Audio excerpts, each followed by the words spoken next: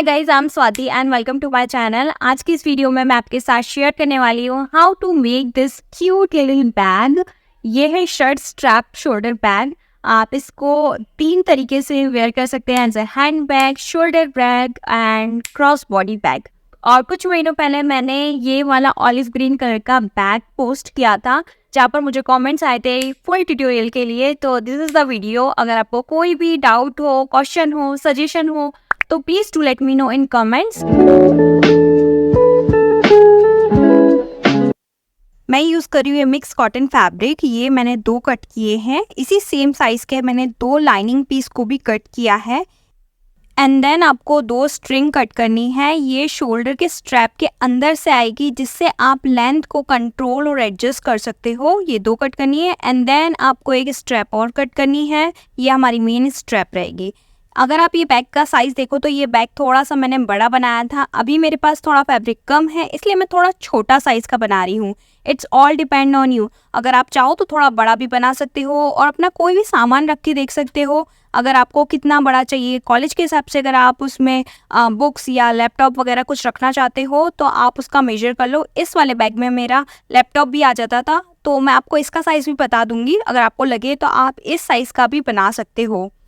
Now first I am going to make shoulder strap. आपको fabric को ऐसे half में फोल्ड करना है और अब यहाँ पर आपको 5 सेंटीमीटर ऊपर की तरफ मार्क करना है। ये 1 सेंटीमीटर सीम अलाउंस के लिए मैंने मार्क किया है और यहाँ पर ये मैंने होल्स के लिए मार्किंग करी है। यहाँ पर हमको होल्स बनाना है।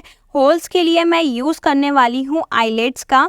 अगर आपके पास आईलेट्स नहीं है तो आप इस तरीके से बटन होल भी बना सकते हो, जिसमें से हम स्ट्रिंग को पास करेंगे।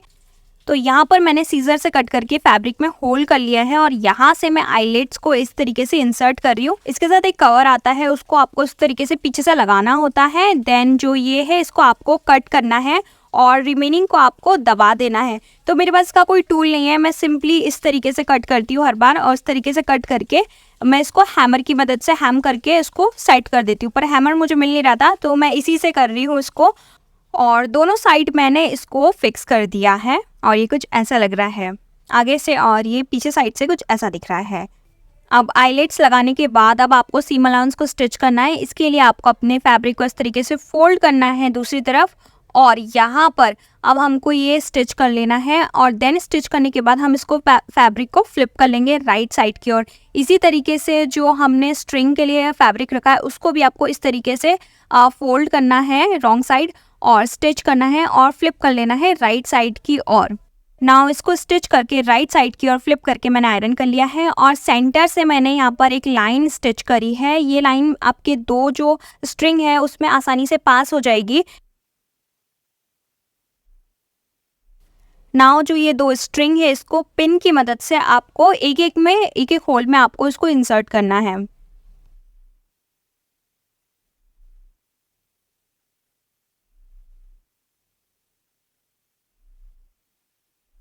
और यहाँ एंड में आपको याद से नॉट बांध देनी है, वरना ये स्ट्रिंग अंदर की तरफ चली जाएगी। और यहाँ ऊपर की साइड आपको इसको फिक्स कर देना है। And now shoulder strap is done. Now let's move on to the body of the bag. तो यहाँ पर मैं इसको थोड़ा सा राउंड शेप दे रही हूँ। आप चाहो तो आप स्क्वायर में भी इसको रख सकते हो, और अगर आप शेप देना चाहो तो इस तरीके से आप इसको शेप दे सकते हो। और चारों फैब्रिक पर आपको इस तरीके से कट कर लेना है। अब सबसे पहले आपको लाइनिंग को रखना है, जिप को रखना है, और जो आपका मेन फैब्रिक है उसकी राइट साइड अंदर की साइड रखनी है और इस तरीके से रखकर आपको स्टिच कर लेना है। और दूसरी तरफ पलटाने के बाद ये कुछ ऐसा लग रहा है। अब आपको फिर से लाइनिंग को रखना है और ये जिप को इस तरीके से रखना है और फैब्रिक की राइट साइड अंदर की साइड रखकर इसको स्टिच कर लेना है।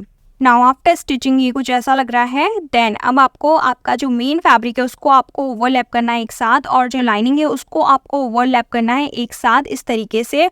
और अब आपको यहाँ पर पिनिंग कर लेना है और यहाँ पर आपको इतनी जगह छोड़नी है, बाकी में आपको स्टिच करना रहेगा। एंड देन जो हमारा जिपर है उसकी जो फेस है वो आपको लाइनिंग की तरफ करना है और यहाँ पर भी आपको अच्छे से पिनिंग लगा देनी है। दूसरी साइड भी आपको ऐसे ही करना है। एंड जो हमारा शोल्डर स्ट्रैप है उसको आपको इस तरीके से अच्छे से पकड़ के अंदर की तरफ करना है और यहाँ पर भी आपको पिनिंग कर देना है।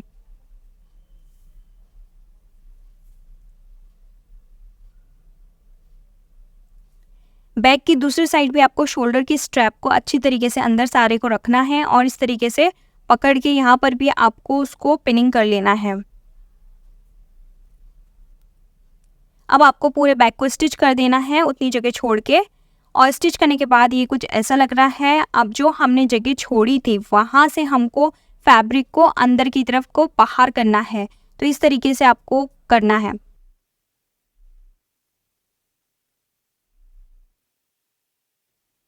नाउ ये जो अब अंदर की साइड हमने छोड़ी थी इसको आपको स्टिच कर लेना है और हमारा बैग बन के तैयार है।